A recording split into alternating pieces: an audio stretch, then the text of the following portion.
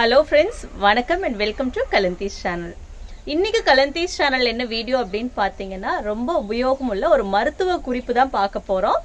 நான் பக்கத்தில் வச்சிருக்கிற செடி பற்றி கொஞ்சம் பேர் நீங்கள் தெரிஞ்சிருப்பீங்க. தெரியாதவங்களுக்காக தான் இந்த வீடியோ.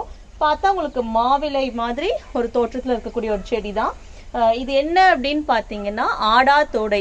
இப்போ இந்த கோவிட் பேண்டமிக் வந்த அப்புறமா இந்த செடியோட பயன்களை வந்து நம்ம நிறைய கேள்விப்பட்டிருப்போம். ஆனால் இது எப்படி நம்ம சாதாரணமாக ஒரு செடி அப்படின்னு சொல்றதை விட நம்ம நுரையீரலுக்கு வந்து ஒரு கவசம், ஷீல்டு அந்த மாதிரி கூட சொல்லலாம். ஏன்னா இது வந்து அவ்வளோ நல்லது. நுரையீரல் சம்பந்தமாக வரக்கூடிய அனைத்து நோய்களுக்கும் தீர்வு தரக்கூடிய ஒரு செடி. இது பார்த்தீங்கன்னா குச்சி, நம்ம செம்பருத்தி செடியெல்லாம் எப்படி குச்சி வந்து மண்ணில் பதியம் வச்சோடனே வளர்ந்து வருமோ அதே மாதிரி வரக்கூடியது தான் இது. ரொம்ப காண்பதற்கு அரிய செடி அப்படிங்கலாம் கிடையாது. நிறைய வயல்வெளிகளில் தண்ணி வந்து நிறைய இருக்கக்கூடிய இடங்கள்ல, வயல்களில் எல்லா இடத்துலையுமே கிடைக்கக்கூடியது தான் இந்த ஆடாத்தோடை. இந்த ஆடாத்தோடை அப்படிங்கிற பேரே எப்படி வந்துச்சு அப்படின்னு சொல்றாங்க பார்த்தீங்கன்னா, ஆடு தொடாத இலை அப்படிங்கிறது வந்து கொஞ்ச நாள் அப்படியே மருவி பேர் வந்து ஆடாத்தோடையா மாறிடுச்சு அப்படின்னு சொல்றாங்க.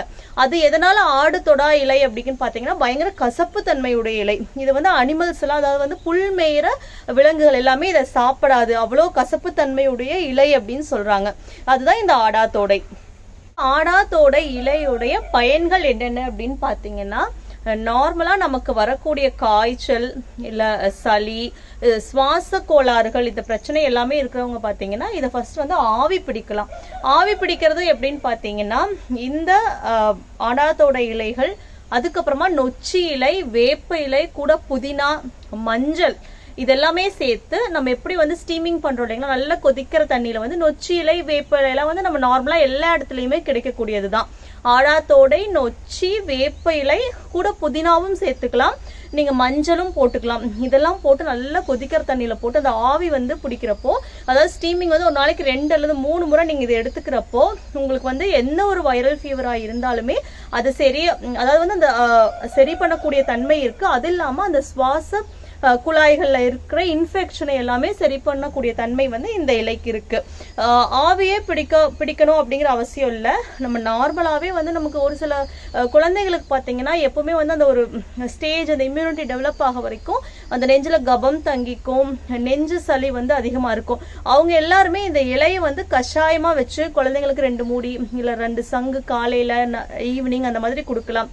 நல்லா வந்து 4 இலையை வந்து நம்ம நல்லா கழுவிட்டு கட் பண்ணி போட்டு 2 டம்ளர் தண்ணி ஊற்றி நீங்க கொதிக்க வச்சீங்கன்னா ஒரு 1/2 டம்ளர் கஷாயமா அந்த அளவுக்கு கொதிச்சு வந்ததுக்கு அப்புறமா வடிகட்டி அதுல நம்ம தேன் கலந்து கொடுக்கலாம். இல்லைன்னா நாட்டு சக்கரை, வெல்லம் இந்த மாதிரி நம்ம சேர்த்தும் குடிக்கலாம். அது வேண்டாம் அப்படின்னா கசப்பு தன்மை இருக்கிறனால குழந்தைங்களுக்குலாம் அப்படியே இலையை வந்து நம்ம பொடி பண்ணி கொடுக்க முடியாது. பெரியவங்களுக்கு கொடுக்குறப்போ இலையை வந்து நல்லா நீங்க காய வச்சு, வயசானவங்களுக்குலாம் கொஞ்சம் ரெகுலரா சளி தொந்தரவு, அந்த மாதிரி ஆஸ்துமா பிரச்சனைகள் இதெல்லாம் இருக்கும். அவங்க வந்து இந்த இலையை நல்லா காய வச்சுட்டு அதை நல்லா பவுடர் பண்ணி வச்சிட்டீங்கன்னா, நீங்க டீ மாதிரியே எப்படி வந்து தண்ணி கொதிக்க வச்சு டீ தூள் போடுறீங்களோ அதே மாதிரி இந்த இலை பவுடரை போட்டுட்டு அதை நல்லா தளதளன்னு கொதிக்க விட்டு ஃபில்டர் பண்ணி நீங்க பனங்கருப்பட்டி போட்டுக்கலாம், பனவெல்லம், அதுக்கப்புறம் வந்து நாட்டு சக்கரை, இந்த மாதிரி ஏதாவது வந்து கொஞ்சம் நல்ல இனிப்பு வந்து ஒயிட் சுகர் எல்லாம் வேற ஏதாவது நீங்க கலந்து குடிச்சுக்கலாம். அதுவுமே ரொம்ப நல்லது. அதுக்கப்புறம் பாத்தீங்கன்னா இந்த வேர், பட்டை, இது எல்லாத்துக்கும் வந்து அதே மாதிரி நிறைய மருத்துவ குணங்கள் இருக்கு.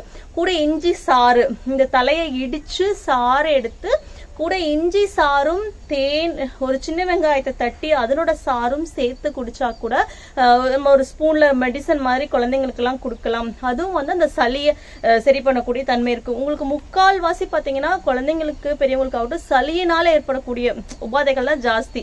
இருமல், கட்டுப்படாத இருமல் இருக்கும். அதுக்கப்புறம் வந்து நுரையீரல்ல இன்ஃபெக்ஷன், சளி தங்கிக்கிறது, நாள்பட்ட சளி தங்கல் வந்து அதுக்கப்புறம் நமக்கு டிபியா மாற சான்ஸ் இருக்கு. ஸோ அந்த மாதிரி எல்லா வகையான சளி தொந்தரவுக்கே பாத்தீங்கன்னா இது வந்து பெரிய நிவாரணியா இருக்கு. ஆடாத்தோடை அதிகமா அறியப்படுவது பாத்தீங்கன்னா இந்த நுரையீரல் சம்பந்தமான நோய்க்கு தான். அது மட்டும் இல்லாம அது பாத்தீங்கன்னா உங்களுக்கு பிளட் பிரஷரை கண்ட்ரோல் பண்ணக்கூடியது. அது இல்லாம தோல் வியாதிகள் நிறைய வந்து வர்றவங்களுக்குமே வந்து இதை குணப்படுத்தக்கூடிய தன்மை இருக்கு. குடல் பிரச்சனைகள், குடல் உபாதைகளையும் வந்து குணப்படுத்தக்கூடிய தன்மை இந்த ஆடாத்தோடைக்கு இருக்கு. இது வந்து நம்ம எப்படி வீட்டுல கற்பூரவள்ளி, துளசி இதெல்லாம் நம்ம வீட்டுல வச்சிருக்கோம் இல்லையா, குழந்தைங்களுக்கும் பெரியவங்களுக்கு டக்குன்னு வந்து நம்ம உடம்பு சரியில்லை அப்படின்னா ஒரு கஷாயம் அந்த மாதிரி வச்சு கொடுக்குறோம். அதே மாதிரி தான் நீங்க வந்து சின்ன தொட்டிகள்ல வந்து இந்த குச்சி கொண்டு வந்து நீங்க பதியம் வச்சுட்டீங்கன்னா நல்லா தண்ணி ஊத்துற பாருங்க, இந்த அளவுக்கு நல்ல பெரிய செடியா வந்ததுக்கு அப்புறம் நீங்க மண்ணில் எடுத்து வச்சிடலாம். இது வந்து நம்ம எல்லா வகையான மருத்துவ குணங்களும் கொண்டது.